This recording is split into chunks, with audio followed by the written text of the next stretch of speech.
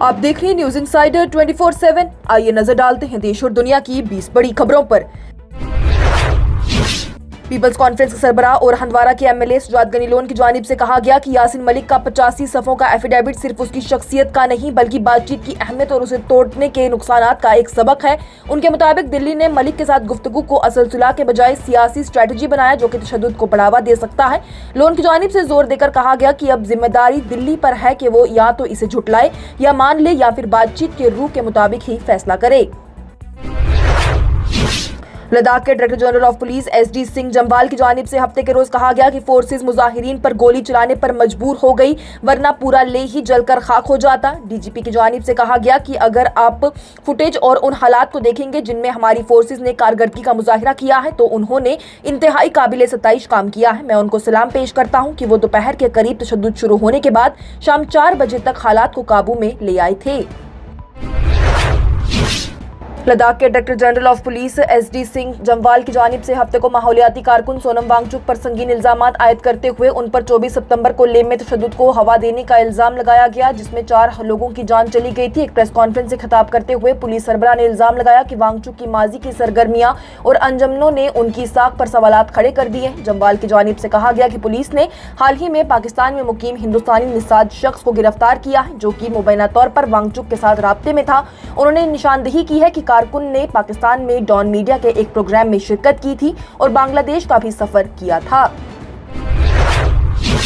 National conference के मेंबरान parliament आगा सैयद रूहुल्लाह मेहदी की जानिब से हफ्ते के रोज कहा गया कि लद्दाख के लोग आज साल 2019 के उस फैसले का नुकसान उठा रहे हैं जिसमें उन्हें जम्मू कश्मीर से अलग कर दिया गया था। उनका कहना था कि लद्दाख के लोग पिछले 5 सालों से पुरअमन तरीके से रियासती हैसियत की बहाली और छठे शेड्यूल के तहत आईनी हकूक मांग रहे थे लेकिन उनकी आवाज को सुनकर भी अनसुना कर दिया गया। रूहुल्लाह ने मीडिया से बात करते हुए कहा, लेह में जो आज हाल ही में हिंसा हुई है उसके वाक़े को अब इस तहरीक को बदनाम करने के लिए इस्तेमाल किया जा रहा है। ये नाइंसाफी है कि अपने हक की बात करने वालों को एंटी नेशनल कहकर दिखाया जाता है। जो लोग वफादार हैं उन्हें गद्दार कहना सही नहीं है।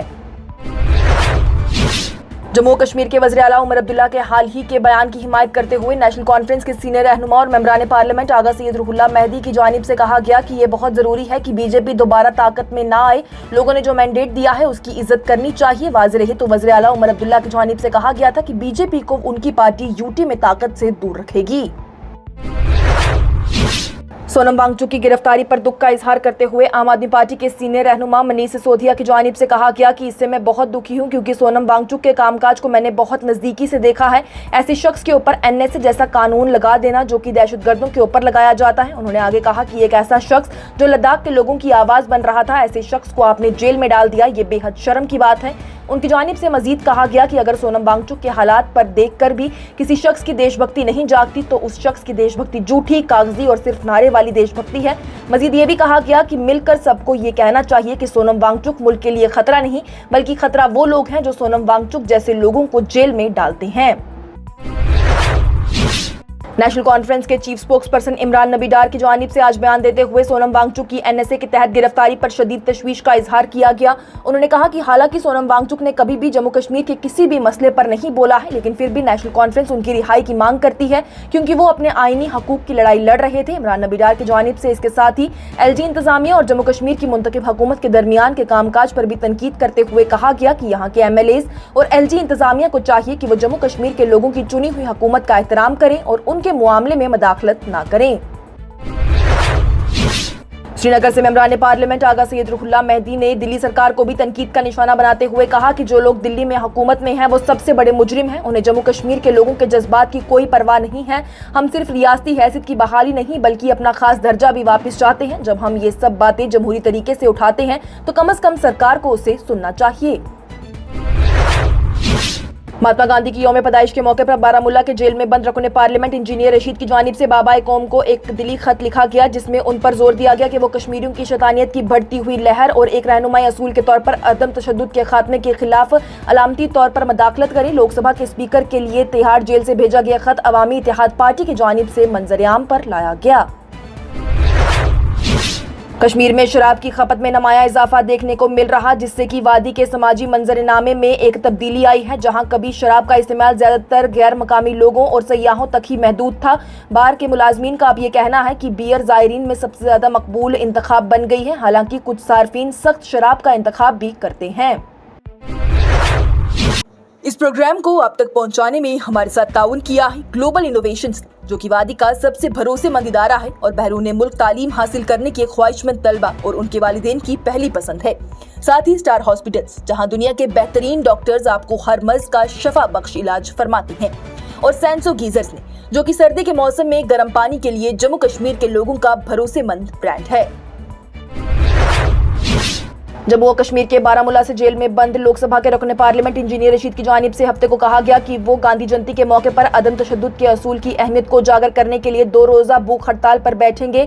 باپو کو مخاطب کر کے اور لوک سبھا اسپیکر کو بھیجے گئے ایک ہاتھ سے لکھے خط میں ممبران پارلیمنٹ کی جانب سے لکھا گیا، جو کہ اس وقت دہشت گردی کی فنڈنگ کے معاملے میں نئی دلی کی تہاڑ جیل میں بند ہیں۔ انہوں نے کہا کہ پوری دنیا کو امن کی شدید ضرورت ہے۔ لداخ کے تشدد سے متاثرہ لے قصبے میں 3 دن قبل کرفیو کے نفاذ کے بعد ہی پہلی بار ہفتے کی سپہر کو چند گھنٹوں کے لیے مرحلہ وار طریقے سے پابندیوں میں نرمی کی گئی، جس سے کہ ان رہائشیوں کو راحت ملی ہے جو کہ ضروری اشیاء فروخت کرنے کے لیے دکانوں کے باہر قطار میں کھڑے تھے۔